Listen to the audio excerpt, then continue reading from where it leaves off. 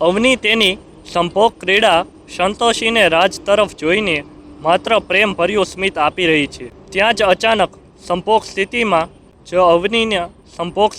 જ અવનીના ફોનમાં રિંગ વાગી અને રાજ ફોન લેવા ગયો ને ત્યાં જ અવની રાજના હાથમાંથી ફોન લઈને બાજુમાં મૂકી દે છે અને શરીરમાં ધ્રુજારી અનુભવે છે. શું થયું અવની? કોનો ફોન છે? મને જોવા દે. ના રાજ પ્લીઝ, તમે ના જોશો યાર. પણ કેમ? પ્લીઝ. અવની ચીડાઈને વાત ના કર યાર, કોનો ફોન છે? મને જોવા દે. ત્યાં જ ફોનની રિંગ પૂરી થઈ જાય છે અને ફરીથી રિંગ વાગે છે અને અવનીને એસી રૂમમાં પણ પરસેવો થવા લાગે છે. અવની આંખ ખોલ. રાજ.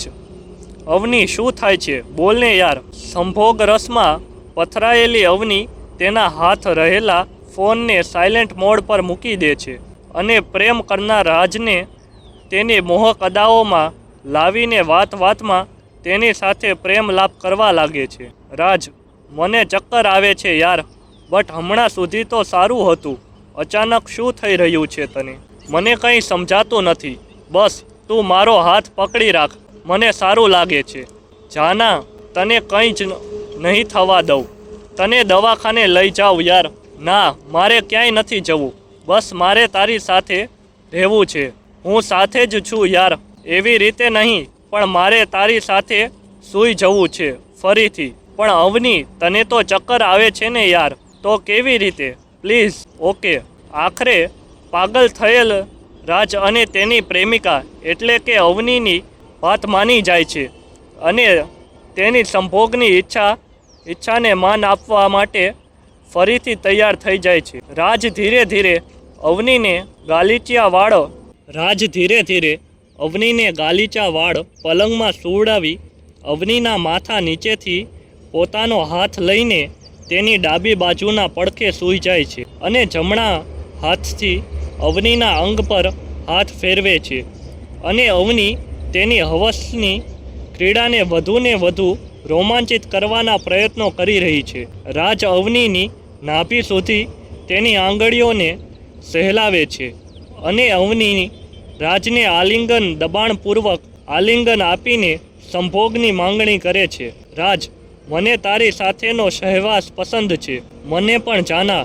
આટલું બોલતા જ રાજ તેના હોઠમાં ગુલાબી અને નાજુક એવા અવનીના હોઠને ભીડી દે છે અને અવની હોઠ ખોઈ બેસે છે અને તે રાજની ગરદનને ચુંબન કરવા લાગે છે. રાજ પણ અવનીના સ્તનનો સ્પર્શ કરી તેની મદહોશ અદા પાછળ દીવાનો બની તેના સ્તનને સ્પર્શ કર્યા કરે છે અને અવની તેની સંભોગ અને હવસની ક્રીડાને આગળ ધપાવીને રાજને આવેલ ફોનની વાત ભૂલાવવાના પ્રયત્નો કરે છે.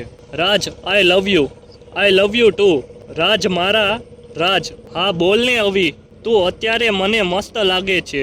ઓહ, છેક અત્યારે મસ્ત લાગું છું? ના, પણ અત્યારે વધારે ગમે છે.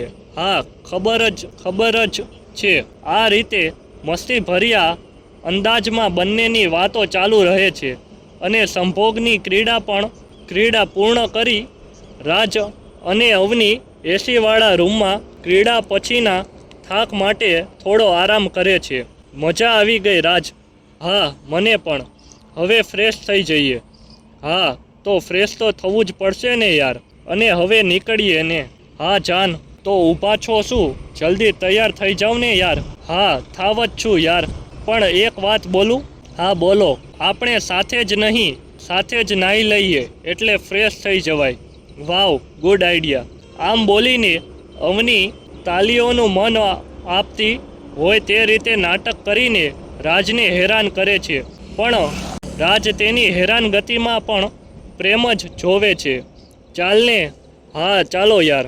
અને અંતે અવની રાજની વાતનું માન રાખી બંને બાથરૂમમાં જાય છે અને અવની ફરી તેની હવસની ભૂખ ભગાડવા માટે રાજને આલિંગન આપી સંભોગ ક્રીડા માણી અને બંને ફ્રેશ થઈ બહાર આવે છે અને સાયલેન્ટ કરી ઊંધા મૂકેલા ફોનમાં લાઇટ જોઈ રાજ અવની સામે જોવે છે અને અવની, સાચે સાચું બોલ, કોનો ફોન છે?